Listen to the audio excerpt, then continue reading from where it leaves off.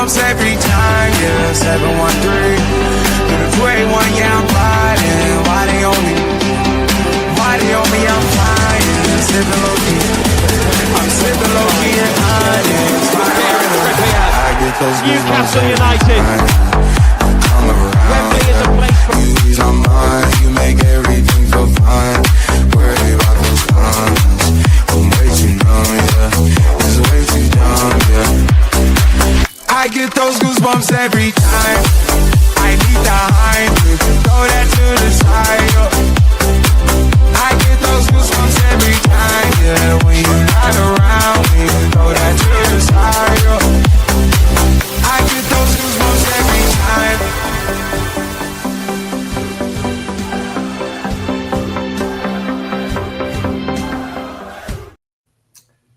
Hello, and welcome. We're back again, Loaded Mag, NUFC, the big match preview, and it's a hell of a big match for this Sunday afternoon. And we're back, boys, and we're welcomed by a very special guest, or two guests, but certainly one already on the screen. We're welcomed by Dan of the 12 Man podcast. But all of you boys, Daz, Chris, Potts, how are you all on this Thursday evening? How's things?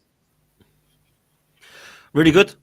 Yeah, I'm looking forward to the game at the weekend, but I don't know why, because I haven't enjoyed watching us. I know we're going to get into it, but Arsenal aside, I'm good, man. I can't complain, bruv.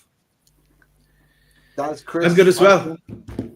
Looking forward to the weekend. We're on last night. Got Spurs in the draw. We'll do you a favour there as well, Dan. We'll smash Spurs for you. Please do, man. Yeah. I see Jamie O'Hara's moaning already about it. Like, embarrassing. I thought they were brilliant Spurs. I didn't think they'd worry about little Newcastle. Do you know what I mean? So what's he moaning about? I can't stand him, man. He's a nightmare. I know. Neither can I, actually. We had our own Jeff Henrik on Sky there not so long ago as well. They're this evening. So, yeah, there's plenty of them out there. Chris, how are you? Good, mate. Yeah, busy day in work, still in London. But yeah, all good. Yeah, it was interesting, Dan, what you said about Tottenham and the draw, because we said last night, didn't we, boys, that Tottenham will be looking at this fixture and they will be disliking it far more than what we were. I mean, obviously, you want a home draw, which is what we got. There were some more favourable ties in the pot, you could say, but I think Tottenham will have been a lot more upset than ourselves over that fixture. But yeah, on a personal level, boys, I am all good. Good stuff. And look, speaking of draws, we're about 8 days away from our sponsor, Footy Prizes, giving out some fantastic prizes, as you can see on the screen. There is still an opportunity and a chance to win those prizes. You need to make sure you get involved. It's 39p a ticket. However, you must use the URL code and Loaded Mag or Loaded 10, I think is the tagline, to make sure you get your money off on that deal. But those tickets are flying away. I just checked before we went live. There's a significant amount of tickets being sold from last night to tonight as well, and it will continue in those final 8 days. So if you haven't already, make sure there's the link there, Loaded 10, to get those great prizes, all things Newcastle United. And I'm sure we'll be dipping back in, boys, for some more tickets between now and those 8 days. We're going to win. We're going to win. So if you want to topple Loaded Mag NUFC, get your tickets in now, because we're in it to win it. You need to be in it to win it too. But Footy Prizes, get involved with that as well. One of our sponsors on Loaded Mag NUFC. I didn't want to start with kind of a somber mood, but there was some news that came out today relating to a former Arsenal player, Potts. I'm not sure if you're aware of it. Billy Vigar unfortunately passed away whilst playing for his non-league team. I think it's Chichester City FC he was playing for at the time. Suffered a brain injury. So obviously thoughts and prayers go out to Billy's family and close loved ones. But I'm not sure if it's a player, Potts, that you're aware of coming through. But obviously I know a lot of Arsenal fans in the community have reacted to that. I don't know if you just wanted to share your thoughts, mate. Yeah, man. It's mad, to think of someone so young. You don't believe that this can happen, and it does make you think. Really, every day is it's a madness when stuff like this happens. And I don't know much about Billy. All I do know is that the Arsenal community have reacted in the way they always do. We are a classy club, although they frustrate the hell out of me at times. When stuff like this happens, they really do pull through in a good way, in a good light. And I think I echo everything you've said in terms of the anybody that knew him, family, friends. But I think it's tragic in the way that it's happened, and makes you really realize about the game itself. To be honest, because it's horrific news, devastating tragedy, and when stuff like this happens, you have to look at people that know, and there's nothing but nice stuff that people have said. So we have to go with that, and thoughts go out to everybody, 100%. And cheers for that, Pete. Yeah, no problem at all. Always like pay our respects on Loaded Mag and NUFC, and just likewise, like the Arsenal fan base, the Newcastle fan base is always super respectful in times like this. Absolutely. Obviously, there's always going to be opposition, rivalry, and all the rest of it when it comes to game time, but everyone is very respectful. So I've seen Newcastle fans showing their respect, obviously, of course, the Arsenal community, and if it was the other way around, I know for a fact the Arsenal community would do exactly the same. So thoughts and prayers to Billy's family, that's for sure. But on a more sort of positive note, boys, you've just touched on it a second ago, but we're both through. You guys dispatched Port Vale last night in what Robbie and Lee Judges talked about as a very drab and boring game, but Newcastle United's was far from that. A 4-1 win, lots of attacking play, lots of goals, and what that means is, as you mentioned before, we are both in the hat for the 4th round draw. Arsenal at home to Brighton, Newcastle United at home to Tottenham. Potts, I'll start with you on this. Did you watch the Port Vale game? What did you make of it? And of course, what do you make of the draw against Brighton? Do you think Arteta's going to be pushing for this trophy this season? So I'm happy with the draw because we come out at home. Likewise, yourselves. I'm quite happy because you draw Spurs, because I want to see them out, and I think you can beat them, and hopefully you will. I don't want them to win any more trophies. One was enough in the last 17 years. So I personally like the draw. I don't think Brighton is an easy game, by the way, but you're going to take that opposed to some of the other teams that were in the hat. I wanted to avoid yourselves. I wanted to avoid Spurs. I wanted to avoid Chelsea, City, and Liverpool. We managed to do that, so that's fine by me. I don't mind playing those in. You want to really play them in the semi-finals and the final, don't you? You know what I mean? Like every cup, you don't want to play them first of all, because you want to try to rest some of your players. As for last night's game, matchsticks in the eyes, boys. Honestly, I was falling asleep. It was absolutely horrendous trying to keep my eyelids open. At times, it was so boring. And when we went 1-0 up at 7 minutes with Eberechiez's first goal, I thought to myself, this could be 4, 5, or 6 now. This is what we need to do, early goal. And in true Mikel Arteta fashion, we just cracked on, and 1-0 it is. And it just literally was that. There was a couple of other chances in the game.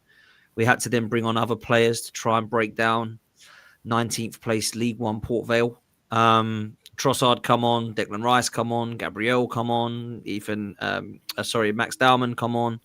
Victor Gyökeres come on, and I'm literally stunned at why we had to do that to try and get past Port Vale. It worked, so the manager's now a genius again because Trossard scored and we went 2-0 up, and that was fine, and we were through. And everyone else is saying the same thing. Job done, on to the next. Well, a lot of them fans have been saying that for 6 years. I've been seeing some serious concerns last night in things because the way that we set up at the moment, Pete and boys, it ain't good.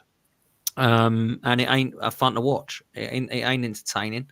It isn't attack minded. And when you've got a manager who looks like he's got a bit of a screw loose and losing his head at the moment in press conferences, coming out saying we've got an attacking goalkeeper and what is an attacking goalkeeper, by the way? Can anyone tell me?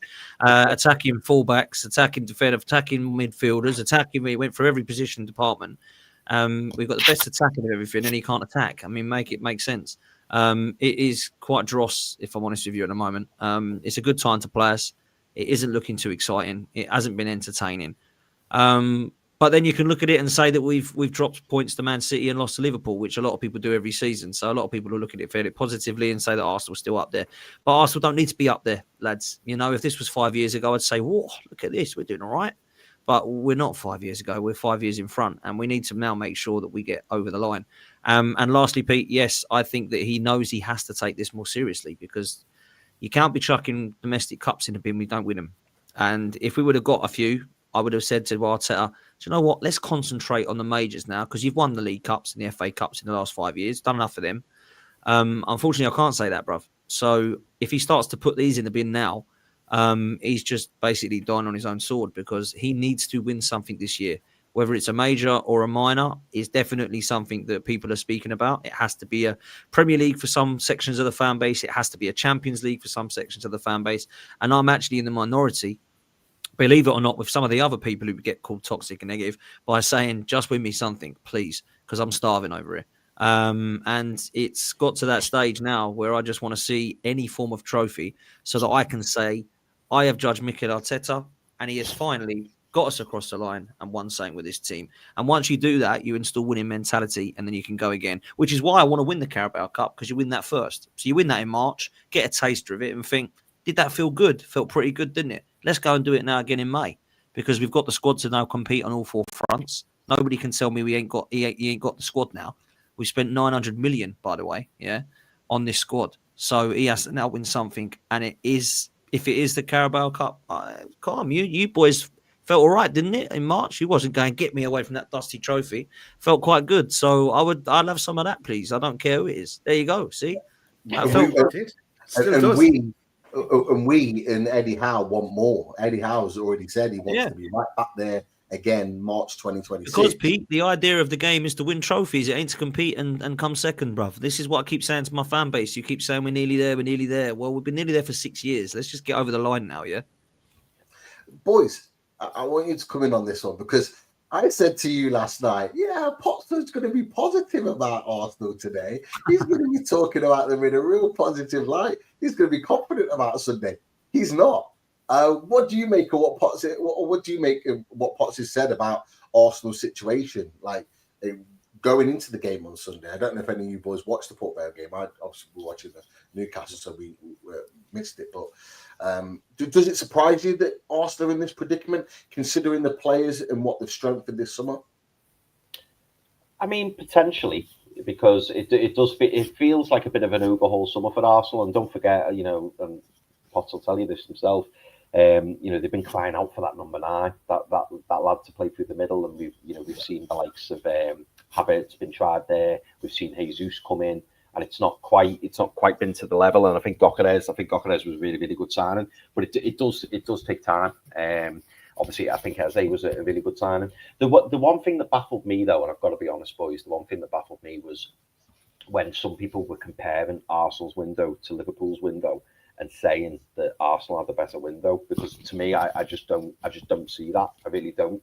I think Arsenal have had a good window. I think they brought in some decent players, and they've also, more importantly, got rid of some players. Wolfie probably doesn't want to talk about one of them, but being able to shift some players out and bringing new players in is really good. And I think Arsenal are definitely in a position now where they can compete on 4 different fronts. The problem is, as Potts has already alluded to, is the fact that it's been 6 years in the waiting, and the trophy needs to come. We were saying last night, Potts, on our reaction show and for the cup draw, it's about winning trophies, isn't it? That's what it's all about. Mm-hmm. And you want to put trophies in the cabinet, and particularly for a club like Arsenal, over the years, one of the giants of the Premier League, and the fact that it's been so long since you won a trophy. You would take a minor, as you call it. You would take a Carabao Cup. You would take an FA Cup, because you want that winning mentality. So I completely get that. I just think it's such a huge season for Arteta this season, because there will come a point, and you've already alluded to it, Potts, at the fact that some of the people who are staunch Arteta fans, even they will start to look and go, hang on a minute, it is getting a little bit ridiculous now. And you'd hope that Arteta's going to start taking these trophies seriously, like the FA Cup, like the League Cup, because they're seriously winnable trophies. When we were talking about Newcastle and Tottenham last night, Potts, we were saying, both our clubs, both Newcastle and Tottenham, you look at the FA Cup and the League Cup, and it's a great chance to win silverware. Because let's be honest, neither of us are going to win the Premier League. Neither of Not us if are you're going to win. Tottenham, though, Chris. Not if you're Tottenham fans. They don't want them. They're dusty, man. Deji's told me all summer that they're dusty. We don't want them crappy cups. We want the. He only wants the Champions League or the Premier League. This is where deluded they are. They don't. I actually think they're good enough to win either of those. You know what I'm saying? It's mad. But look, I'm with you. Well, that's a great opportunity. And I used to say, Chris, to the people on 12th Man that come on that were in the so-called outside of European clubs. I used to say, why don't Brentford or West Ham or Wolves or Everton, when they throw all their eggs in the basket of a cup? Do you know what I mean? Because for me, if I had the choice, if I was an Everton fan or anyone with Fulham, there's loads of them. And I said, I've got Brentford. Let's say I'm a Bournemouth fan, right? I've got Brentford at the weekend, but I've got Everton in the cup. I'm taking Everton more seriously than Brentford, because if I lose to Brentford, I might go and beat Fulham the week after and go move back up the table. But if I lose to that cup draw game, I'm out. So there's no going back into it. You're out of it till next year. You could lose 2 games in the Premier League, but as long as you win that cup game, you've gone through to the next round. I just don't understand why people don't take it more seriously. Personally, I know, I see sometimes we go up against Premier League sides, and I think, who the hell is that they're playing? I've never heard of this kid. And they're playing their kids. And I'm like, wow, you're like rotating? Like, don't you have 1 game a week? Like, it's crazy for me. I've never understood. It's not fans, though. It's like if you ask like a Wolves fan, you ask the Palace fan, you ask any of those fans. I mean, obviously Palace, you're playing European football, but like you Brentfords or whoever it is, they would prefer a cup like we did, like last season. Like we were like, give us that cup all day long. But the reality is that the owners, they want the guaranteed cash of the Premier League. They'll take that over a trophy, and that's for me. It's the sickening reality of football and how it's situated right now with the ownership model of so many teams, including both of our teams at this moment in time. They'd rather settle for the easy money than actually go for the jugular. And I think it's the same with Arsenal, with the majors.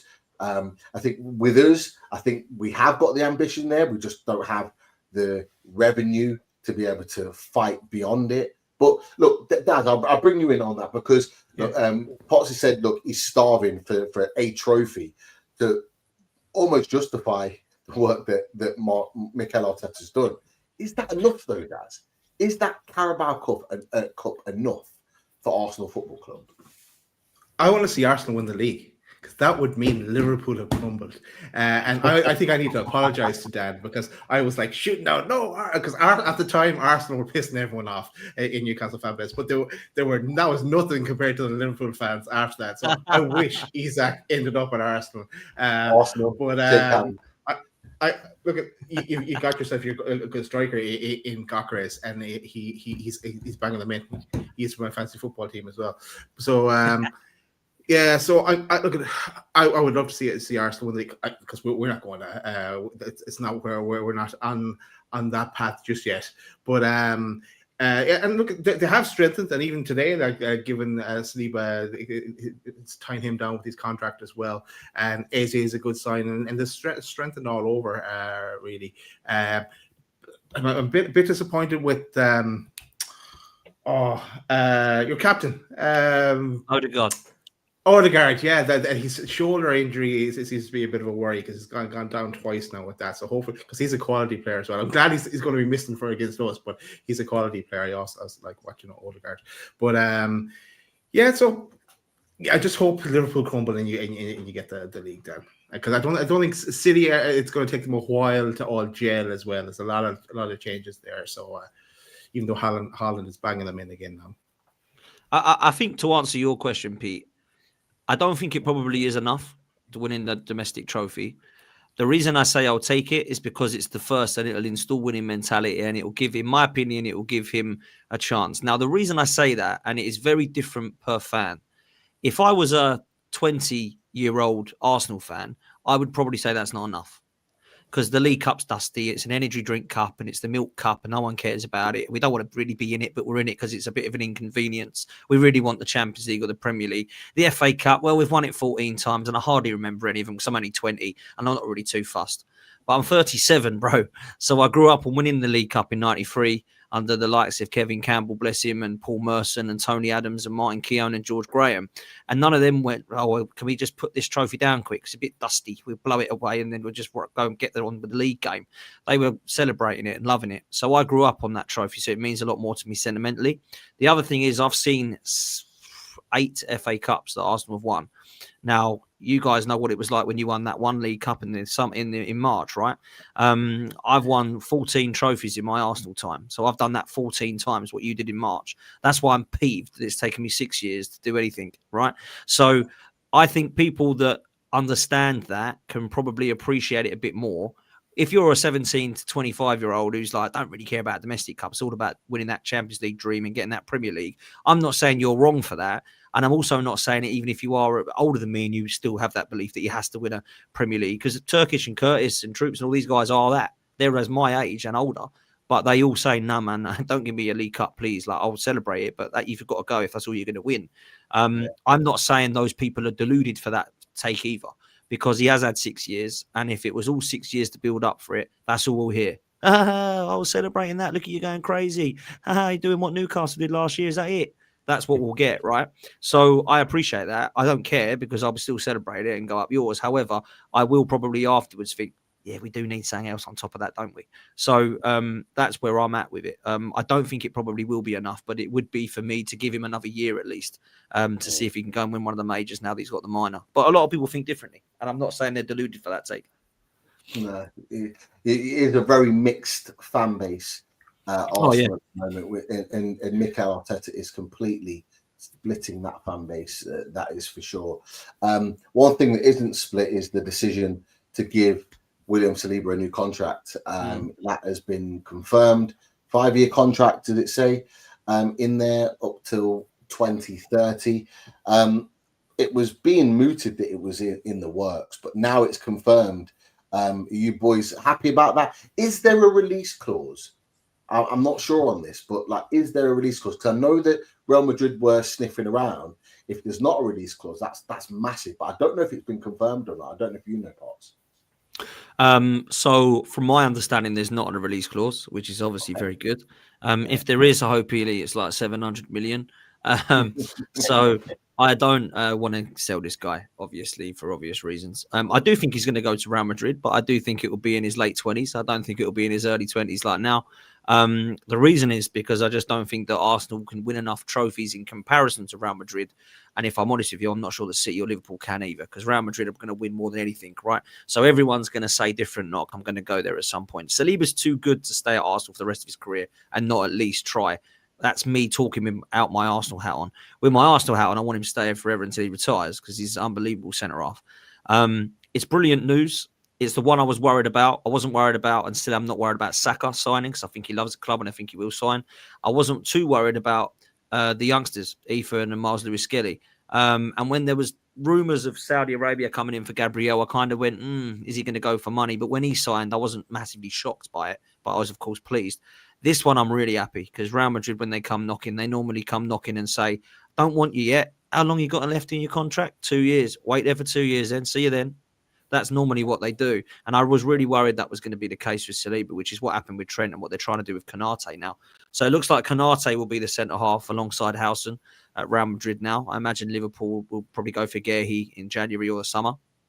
It looks like Saliba's staying at Arsenal. And I've just got to say, massive, massive well done to Andrea Berta, because what the guy has done has really schooled the likes of Edu and co previously in the previous regime, because what he's done has been nothing short of phenomenal. He's brought in 8 new players to Arsenal.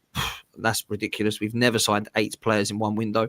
He spent an incredible amount of money, but he's actually steered the team towards players like Victor Gyökeres over Sesko. He steered the team towards Mosquera, who was an unbelievable find from Valencia. He steered the team towards Eza. If that was Edu, we'd still be negotiating now to try and get him across the line, trust me. So he went and just nabbed Eza from Tottenham. So he's been unbelievable. And on top of that, he's managed to not just sign 8 players and go and get some quality. He's actually looked to ship out some players and to put all these guys on contracts. I mean, the guy deserves an absolute Oscar for what he's done. It's been incredible to see a change at Arsenal because it's been needed.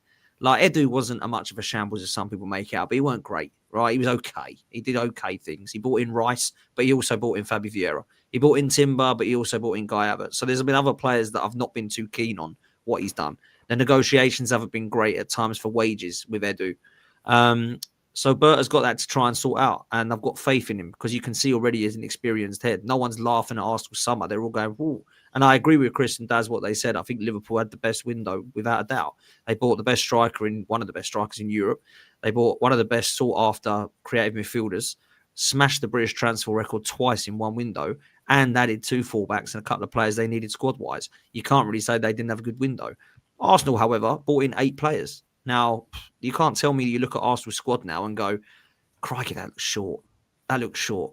Because, lads, we've had no Saliba, we've had no Odegaard, we've had no Saka, we've had no Havertz, we've had no Jesus already. And people wouldn't know it because no one's talking about it.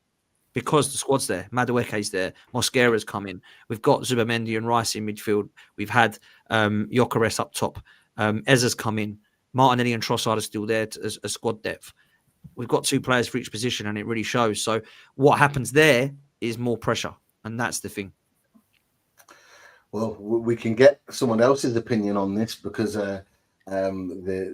your partner in crime, your resident Arsenal tag team partner is in the house. So we'll get Lee Judges in. Let's bring him in. Fresh on football today. Here's Lee. Welcome, Lee. Yeah, welcome. Sorry, that's still sweating like, you know what I mean? So I had time to get changed.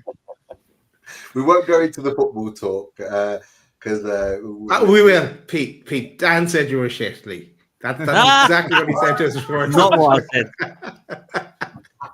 I knew they were going to say that, Judges. I was bigging you up, saying, "No, he's not a bad player, actually." They said, "We won't mention it." And I thought, "Hey, don't mention it. Don't tell him he's good. He'll get a big head." And Daz has said that you're shit, mate. Maybe. I'm not going to get a big head now, am I? Like, you know what I mean?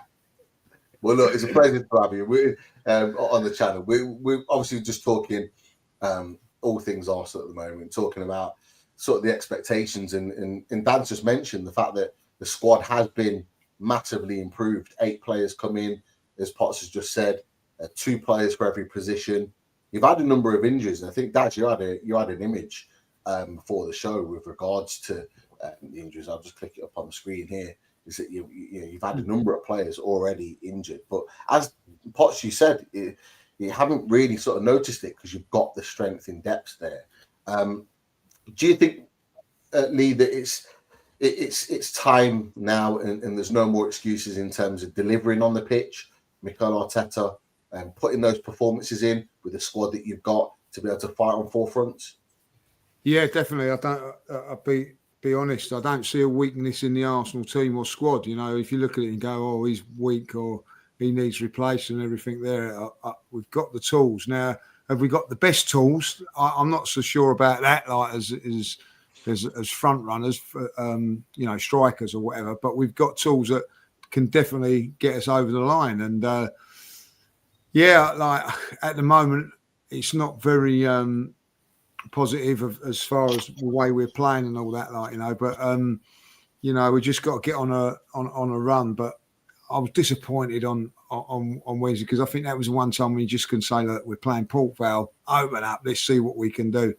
And I look at the game now on Sunday, and I think to myself, like, are we going to get entertained, boys, or not? It's 2 teams that hardly concede goals, and I'm not saying that both teams are struggling with goals, but it seems there's more emphasis on defending now. I was just talking to my mate about it just over at football.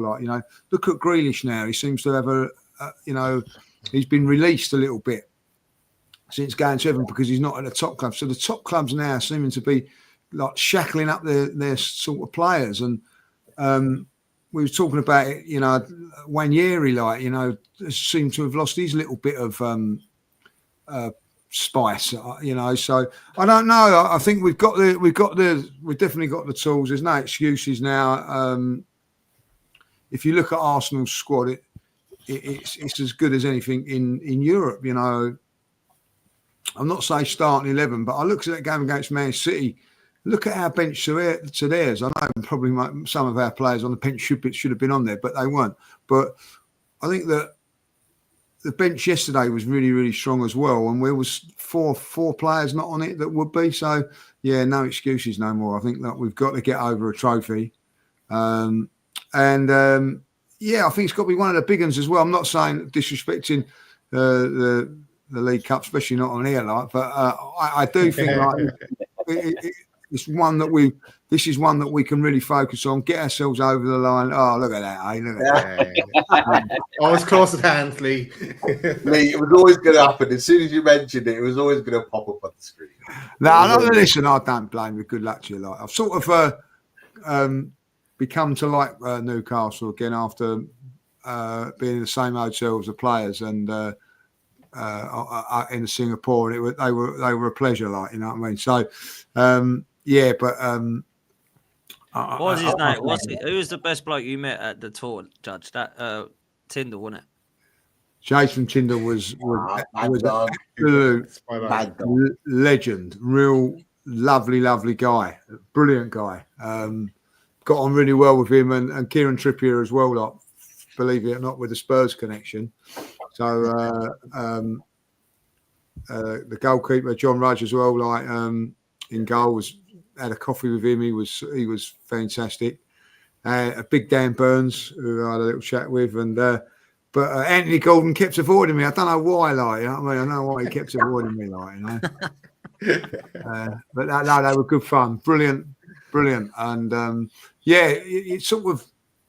You know, I was talking, funny enough, to Jason Tyndall when we were talking about, you know, you're always you rough us up a little bit. And he basically said, well, you know, we're going to let you come here and play. We ain't going to do that, like, you know, we're going to use our all of our weapons to, you know, they're winners. You don't really know, they're here to win things, win games. And they're not going to, and that's the thing, isn't it? You're not going to let a good team just come and play in your backyard. And that was what he's saying. You come into our backyard, you're going to get, if you're going to win, you're going to have to earn it. And yeah, it was like an insight onto things there. Obviously, I was in press conference with Eddie Howe when it was all breaking about the EZEC thing and all that, like, you know. So, but yeah, it was good. So I've started to ease a little bit with the old with Newcastle. Like, You've come back on side, Lee. You've come back on side. No, I will say this about Newcastle fans: win or draw or lose, they are the same welcoming people up there. Like, you know, you go up there, you have a good night, good time. Agreed. Even when we've beaten Newcastle, there's always like very, very humble, very like, oh, well done and all that. Like, if you beat them, they give it to you. Yeah, so they're always they've always been very good up there, like, you know. Yeah, definitely. Look, we always say it when Potts comes on, but we'll say it again. I don't know if you boys will be up there at St James's Park on Sunday for the game. But look, if these boys are about, make sure you get them a pint. You know what you know what we do up in Newcastle. We look after our opposition fans, especially the respectful ones as well. Well, I'll be up there early then, like, I'll be up there early. Get him to. Is get him to Cozy Joe. That's what I say. Is your birthday coming early this year, Dan? It's always your birthday when we're I know it's no. 3rd of November is my birthday, and it's normally around that. Yeah, it's not November. Yeah. Yeah, the last 2 seasons, it's not been good because we've lost them both. But it's been my birthday, and yeah, I went up there. The year that I went up there was the year when the ball went over. Did it not go out that year? And I went in. I was pissed. I said, "Dad, let's just go get hammered because at least we're in a good city." Do you know what I mean? And you boys had got up there the night before, so you were going home after the game, Judge, weren't you? Do you remember? Yeah, and you all went home straight away. Me and my dad staying up there, right, with like Tom and a few other people. And I was thinking, fucking, I've got to go out there. And I had my Arsenal kit. I just went on my Arsenal shirt, right? And I was walking around in my Arsenal shirt. And these group of lads come out and say, "Oh, we watch you all the time, mate. Here's a drink." And they got me two spiced rum and cokes, which was amazing because they must have watched what I was drinking. Got one for my dad, right? And they were like, "We know we beat you, but you're a good lad. We watch you and all that." And I just thought they didn't have to do that. They could have gone up to me and go, "Hey," or anything. Do you know what I mean? And they were quality. So I was like, "Do you know what? I'll take respect for that. That is class." So. Yeah, great place, great city. I love Newcastle. It's a brilliant night, best night out in the UK. We've had that. The fume of Dan United the fume of Lawless, the fume of Don, you saying and talking positively about Newcastle United. They hate it, man, which makes me do it even more. They can't stand that I like Newcastle. They hate it. And I always put them, but I always put them in the league table, even if I don't really think you're going to do it. I always put them ahead of all of them. Spurs, Chelsea, I always try and do it, put it ahead of them, and they hate it. Don particularly cannot. Don seems to secretly hate Newcastle. I don't know what it is about him. He don't like them. But, you know, I've never had a problem with Newcastle. Always liked them. Always liked them since '98 when we've done you in a double, when we won the double. And, you know, I thought, actually, that's a nice club. I like that club. Always have. Always loved Shearer growing up. You know what I mean? So it's always been a bit of love. You always get a soft spot for one club, don't you? Do you know what I mean? There's always a club you have a little bit of a soft spot for. And it's been Newcastle for me. I don't really know why, but it always has been. Yeah. Go on, Daz. Go on. I was going to say, Mikel Arteta doesn't have a soft spot for Newcastle. No. I don't have a soft spot for him either. Most away defeats under Mikel Arteta. Man City top, Newcastle second there with 4. It's just something that popped up in Sky there earlier. Well, yeah, we've kind of heard your side on Mikel Arteta, Dad. But how about you, Lee? What's your thoughts on Mikel Arteta? Does he have to win something this year? Yeah, I think he does. I'm going to say I've lost a lot of faith at this moment in time with that line-up against Man City. Because guys, I've watched Man City twice this season live against Man United and who was the other game? Tottenham. And I've not looked at that and gone, oh my God, when they come to us at home, we're going to have to defend. We're going to, they've got this and they've got that. I didn't see. What I did see was a team, I said, right, this is a team that's nowhere near at the level it was a couple of seasons ago. And rightly so, you can't get to that, you know, the players that they had. This is a time to set a marker.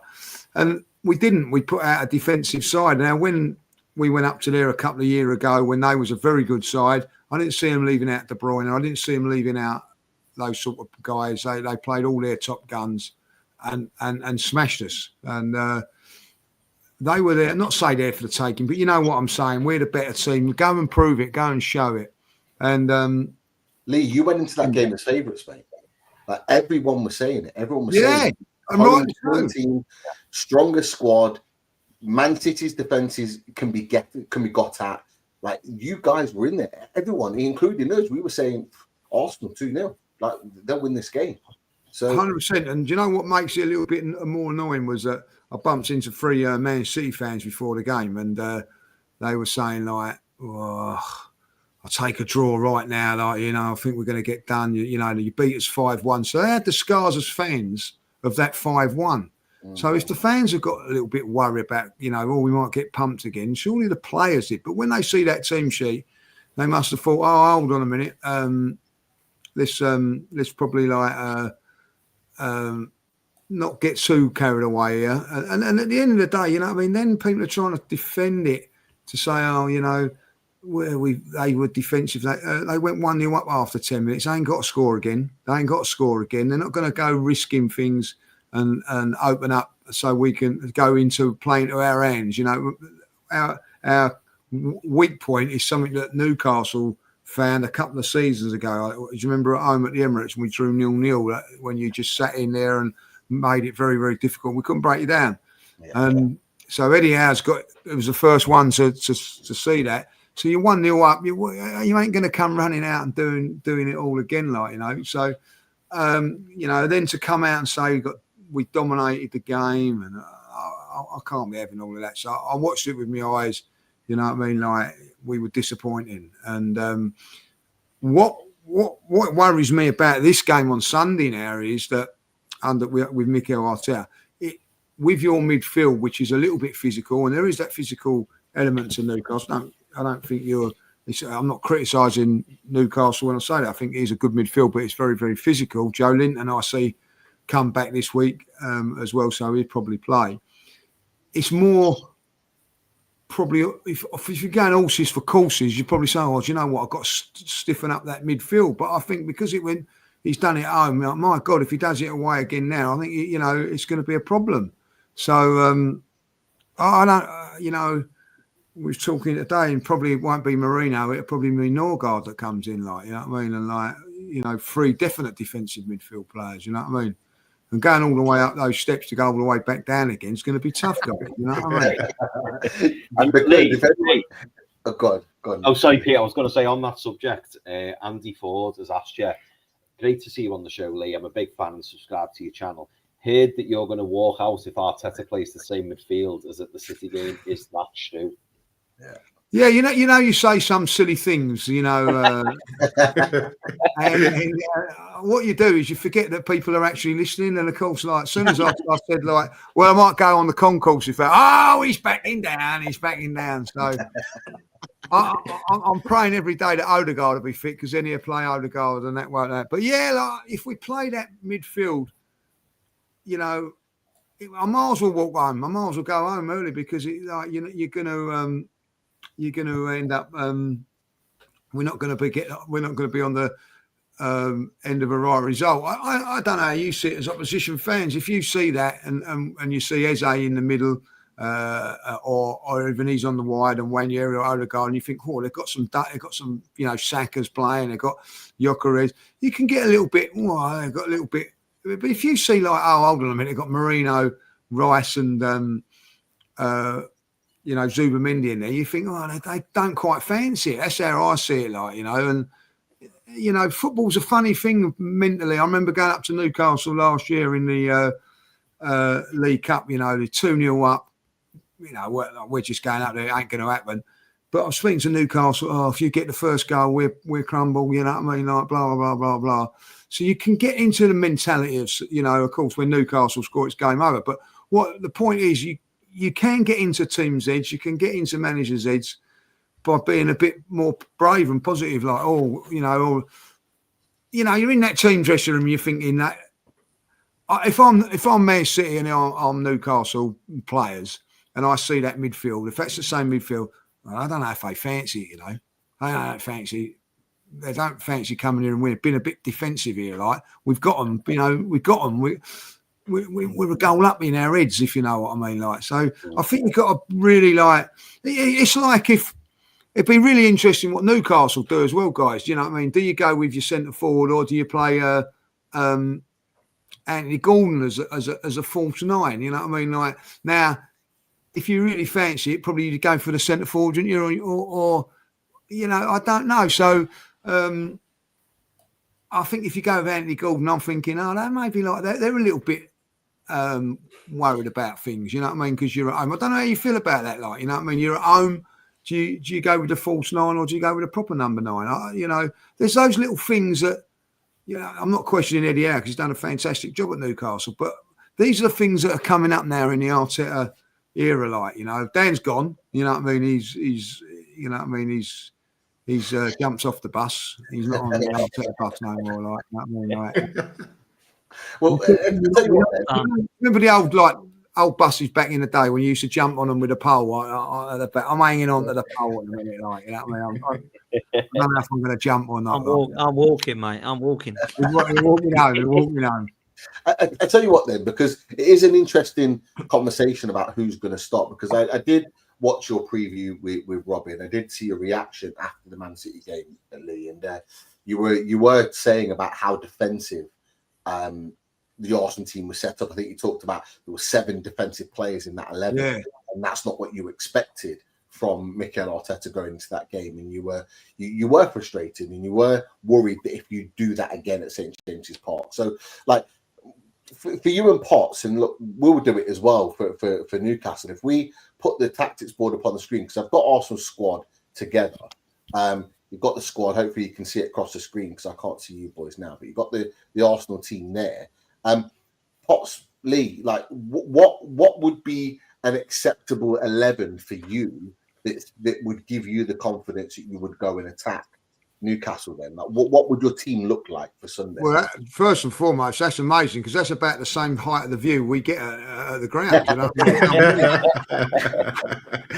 Angle of the pitch, Pete. So I ain't going to see any of the players because that's about right. You know what I mean? So. What do you want? What we want, or what do you think the manager's going to? What you would want ultimately, because I imagine you'd want more of an attacking team going there. So I put David Raya in goal because I think that's who you would go for anyway. But what would the rest of your team look like? And feel free, you and Pops, to kind of like. Well, I think we'd agree the same back four, Dan. Wouldn't we? Would go with what it's been: Timber, Gabriel, Saliba, Gabriel, and Calafiori. Yeah. I think those four are given. I think they'll definitely play all four of them as well. So that's all five of them actually, including Raya. So that's a definite. You're definitely going to play Zubimendi and Rice, isn't he, Lee? Yeah, so would I. So I'm not going to as well. So yeah. So Zubimendi and Rice is a 2, yeah. Yeah, as a 2. Yeah. He does. He has played Rice a bit further forward in certain games, but I wouldn't for this one. I'll put him in a double pivot like that.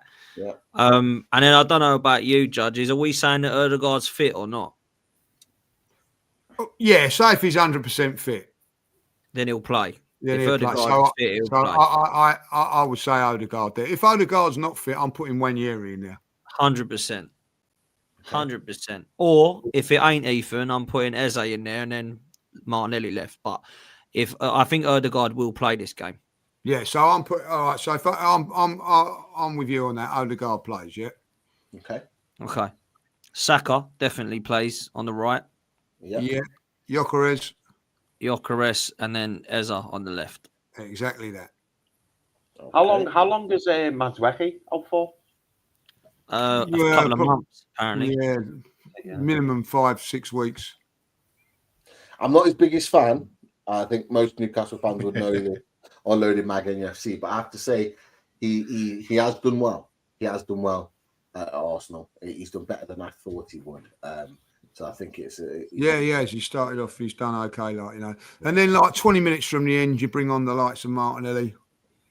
Yes. If we're winning, maybe even bring on a Merino then to just stifle it up if we're winning. But that's what I would play. Yeah. I don't think that is what he'll play. I think that in that. Go on then. Tell us what you think he might do. I think that he'll play Merino or Norgard in place of when if Ødegaard's not fit. Yeah. He'll play Merino. So he'd do this, and would he play Merino further forward, or would it be more of a? No. Those two will go back another 10 yards. Yeah. He will be the furthest of the three, but he won't be too far in front of him, put it that way. Okay. So it'll be more sort of like that. Like that. Yeah. Okay. Yeah. Interesting. I still think he'll play Eze, though. I do think that, that three up front still could cause problems. Mm-hmm. Out of interest, lads, we saw last season Max Dowman make an appearance against us, and he was electrifying, wasn't he? Do you expect Dowman to play many minutes this season, and do you think maybe he might get on against Newcastle again, or do you think Arteta's kind of wrapping him up in cotton wool at the minute? I think he'll play. I think he'll be on the squad Sunday. I do. He's got school tomorrow, but I think Saturday he's off. Jolin's will be waiting for him. Right, he has 3 days. 3 days at school. It's unreal, isn't it? You know what I mean? I think he'll get a lot of minutes this season. Yeah, it was my unpopular opinion before a ball was kicked. I was asked on a show to bring one up, and because I was put on the spot, I had to go with an Arsenal one. And after pre-season, I said he's going to play a few minutes. This lad, there's no way he's being used in pre-season to just see what he's like. Arteta knows what he's like. He watches him, So I think he's going to play a lot more than people actually believed at the start. Whether that's a good or a bad thing is obviously a debatable thing. I want to see more of him because I've got to be honest with you. I don't know if Lee feels the same. I have not been excited for the majority of pre-season and the start of this season until I've seen Max Dowman either come on or play. And that ain't great for the rest of the team. However, what it is, it proves that he's a player that can get us out of our seat. And I think he should be playing. Not starting every game by any means, but I think he should be coming on for 25 minutes, coming on for 10, starting in Carabao Cup games. That's what I want to be seeing because, I think you're good enough, you're old enough. Some people disagree and say he's far too young, leave him at school, let him under the under 18s. But for me, I think Rooney and Theo Walcott were playing at 12 months older than him, 16. So it's not like he's 4 years younger than what you should be when you're playing. You're only really a year young. You're allowed to play. You're allowed to be registered. Otherwise, he wouldn't be. So yeah, I don't know. It's interesting because he was brilliant against you guys. And what was amazing was he was brilliant against Joe Linton. I mean, I'd hate to come up against Joe Linton. And he was just literally leaving it for dead. I couldn't believe it. I thought, he won a penalty against him, didn't he? In the won end. a penalty. Even Joe Linton come off laughing, going, "Yeah, you ain't 15, are you? Jesus." You know what I mean? Like it was incredible. Like, I couldn't believe what I was seeing. That's what made me stand up and take notice, because I'd seen videos and clips of him before that appearance and that performance. But it was coming up against Joe Linton. I think Joe Linton caught him in the face earlier on when he first came onto the pitch. And then any other normal sort of 15-year-old would have gone into the shell at that point and maybe gone missing, but he didn't. He kept attacking him. He tore the target to shreds. He won the penalty from Joe Linton, and I just thought, you know what, he's got the minerals to make it in men's football right now, because that's someone that's got no fear. And you talk about the likes of Theo Walcott, but more so the likes of Wayne Rooney, probably even more so like the likes of Cristiano Ronaldo, that was 17, 18 when he made that step up, is that they had that fearlessness about them, that they weren't afraid of playing against older players, more experienced players. They just attacked them, and I like that about him. I think he's absolutely got a future there. But Dad, Chris, I want you to throw your Newcastle team out, because I know we're coming close to time with Potts and Judges as well. So let's throw out the Newcastle team just so they get a flavour of what we think might be the team on Sunday. So throw it out there. What we got? Chris, do you think we go 4-3-3, or are we going to go with like 3 centre backs? Do you know what? I think what Lee was saying earlier, about like coming out fighting and almost sending messages if you come out maybe too defensive. I'm now after that pep talk from Lee, I'm now starting to think, do we go with 4 mind games? Back? Yeah, Got into your heads already, anyway. Yeah. I think, I'm going to Rome as well, boys, and decent record against Arsenal in recent years. I'm going to say 4 at the back. Yeah, I think 4 at the back. So in that case, Daz, tell me if I'm wrong, but I'm saying Kieran Trippier at right back.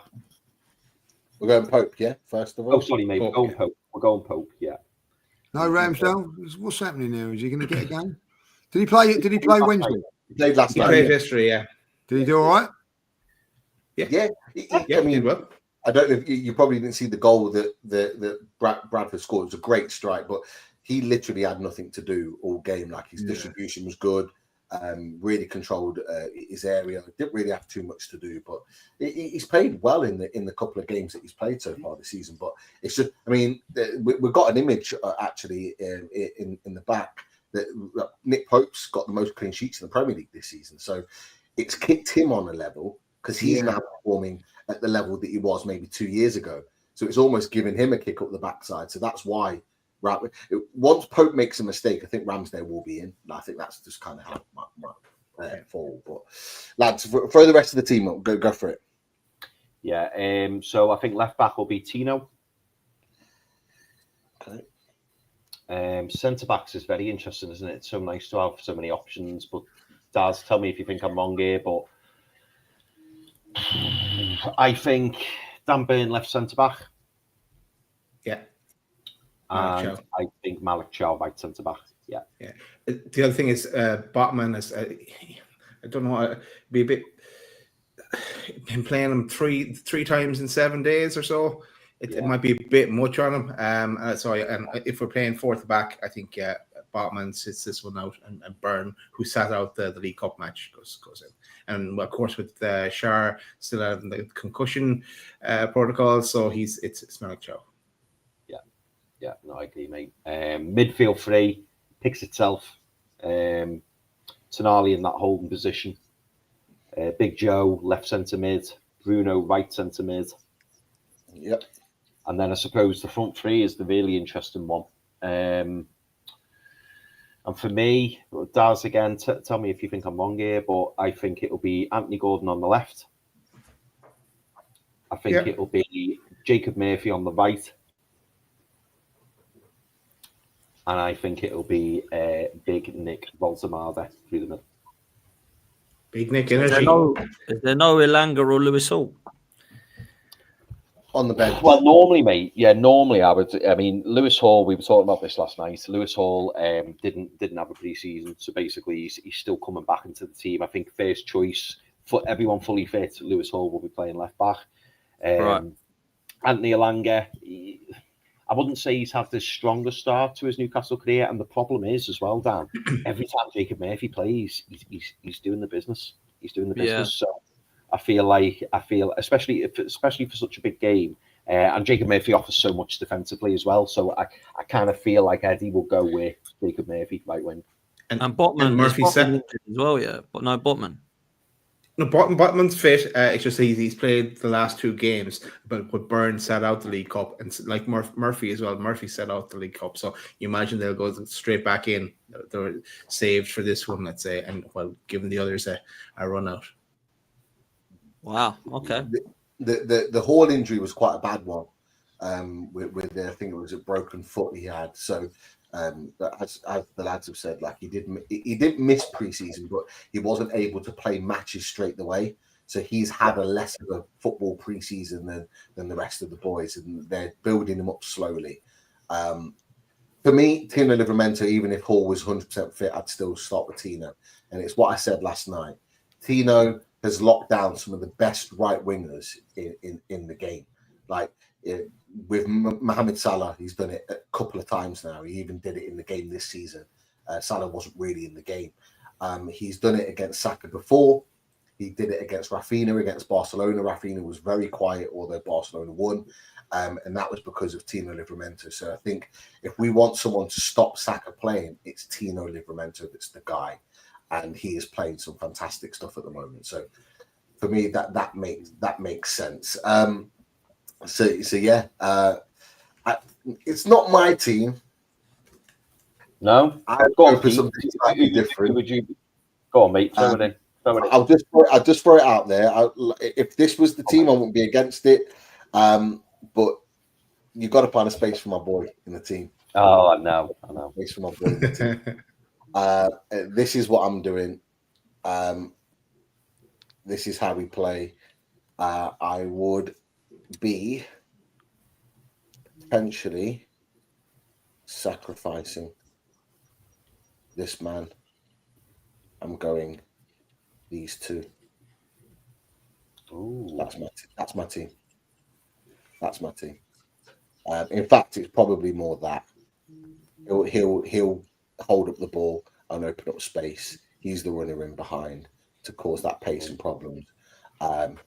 He's the man to double up here to lock out that. He's the man to double up and lock out that.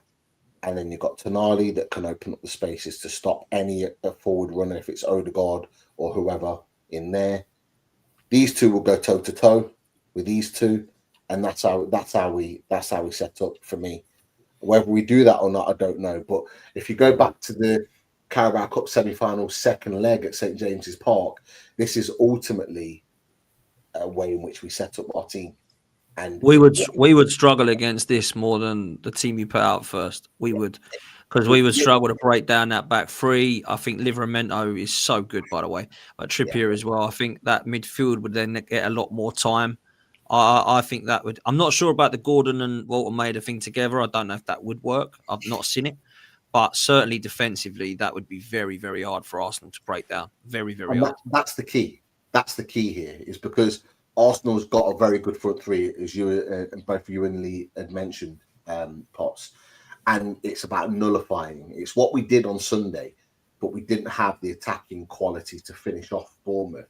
We nullified the threats by playing the three at the back, because it stops your wingers, your wide players, which is where a lot of your football is played. It stops your wingers passing and getting through the lines, because we drop these boys back when they need to cut off the spaces. But what it does allow is for these boys to advance. So you'll see him advance at times. You'll see him advance at times. And there you four men getting forward to support the front guys. And that's kind of how it will be. And Tonali has the recovery runs and the strength and the power to sweep things up as and when needed.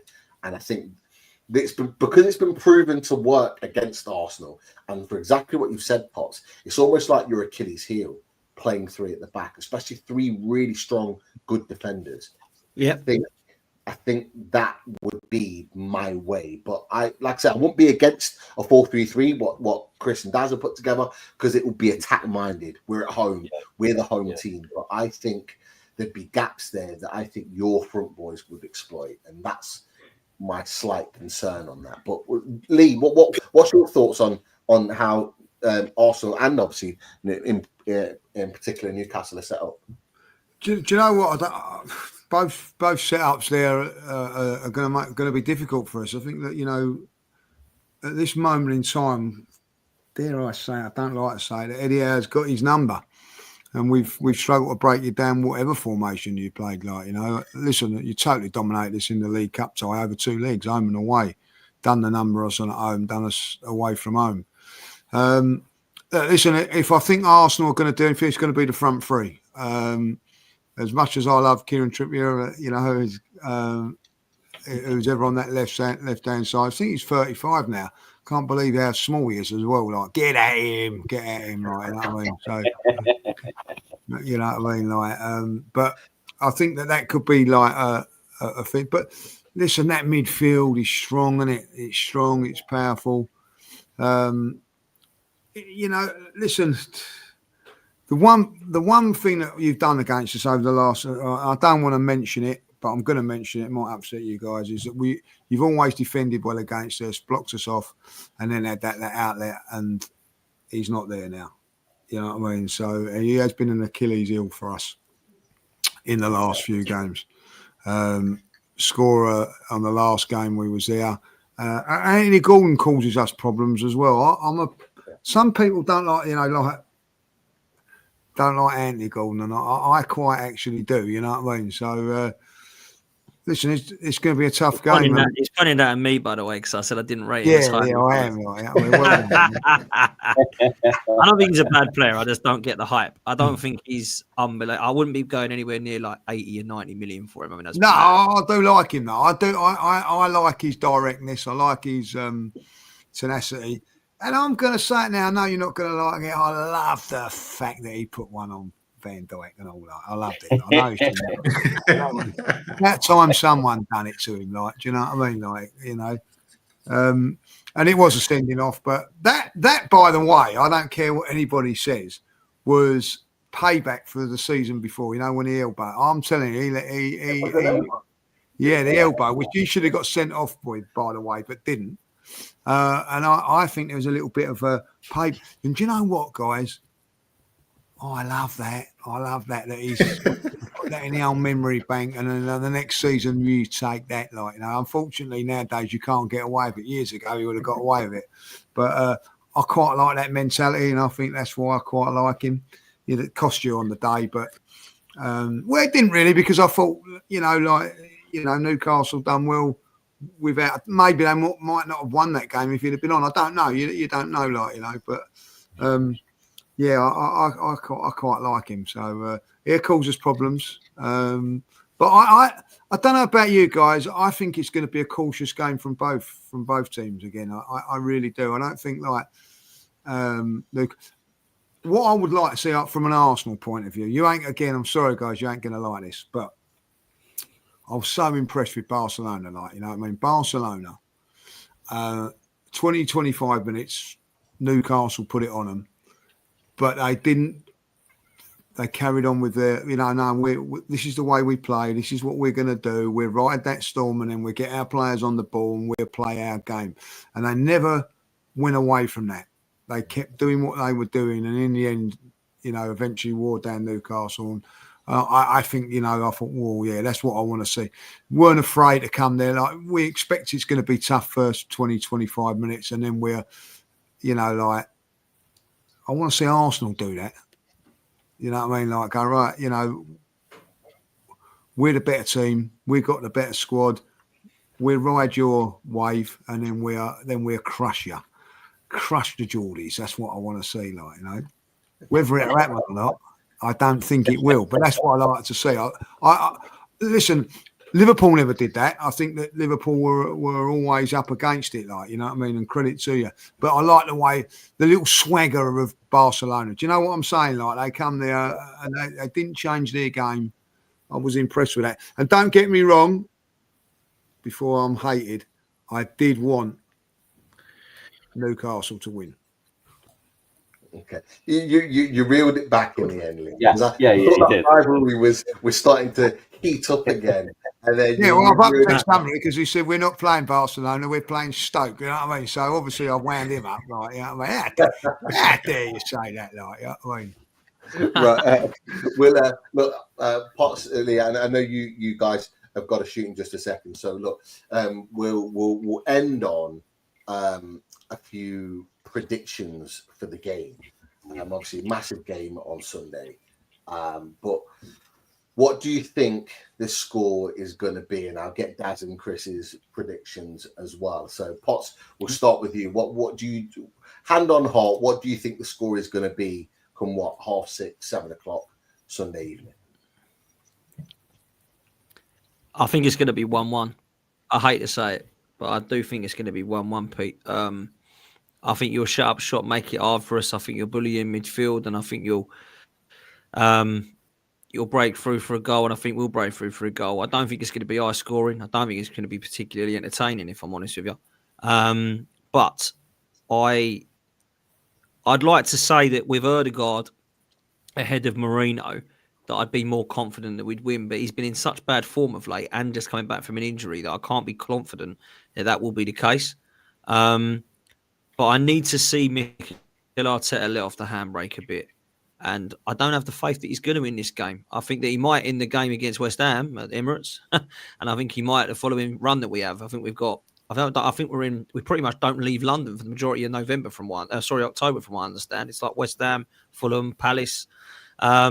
So I expect us to go and lift the handbrake up a bit. I don't think he's going to do that in this game. So I'm going to go for 1-1. And I hope I'm wrong and we win, but I don't think we will. I think it'll be 1-1.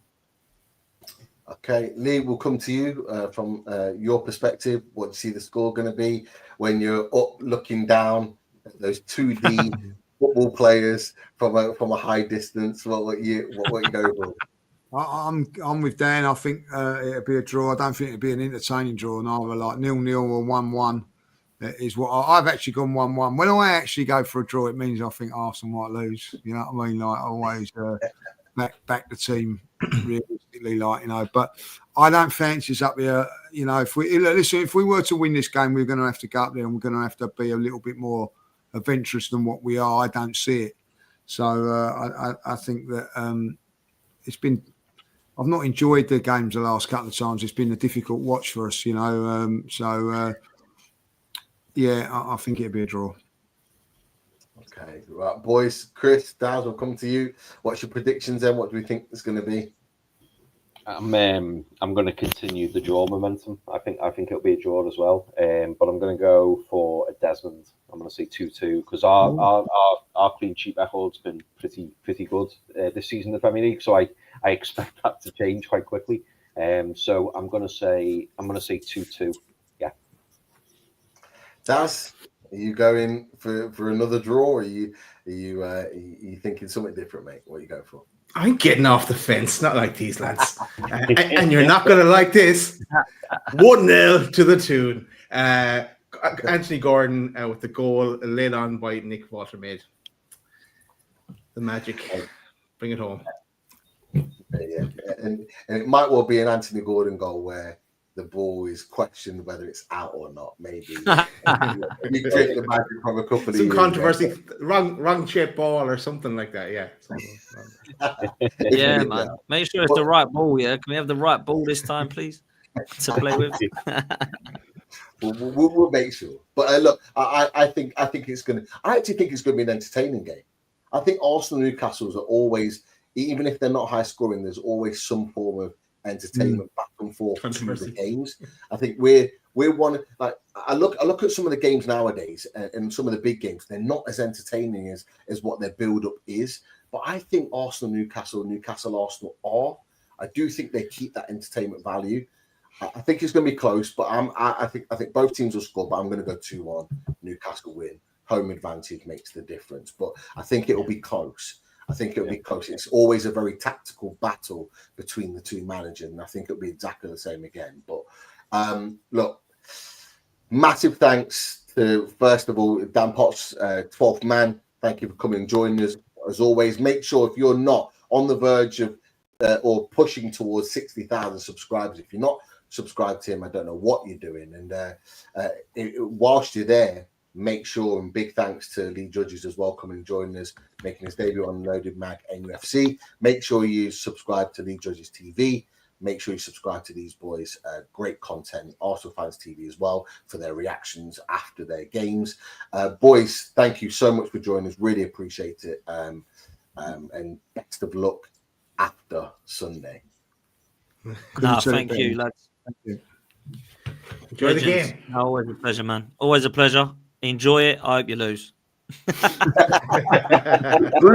say it better myself, Dan. Couldn't say it better myself.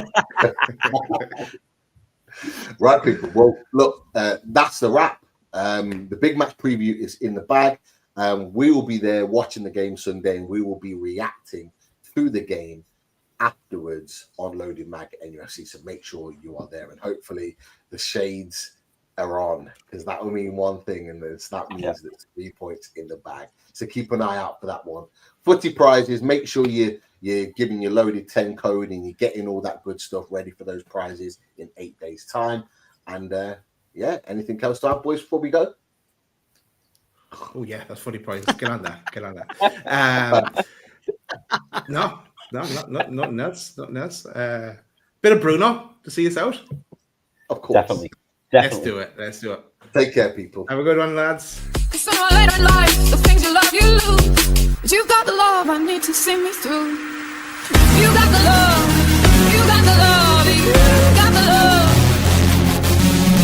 You got the love, you got the love, you got the love. You got the love, you got the love, you got the love.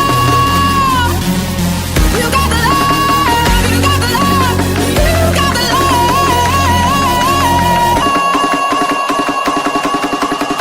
Sometimes I feel like throw my hands up in the air.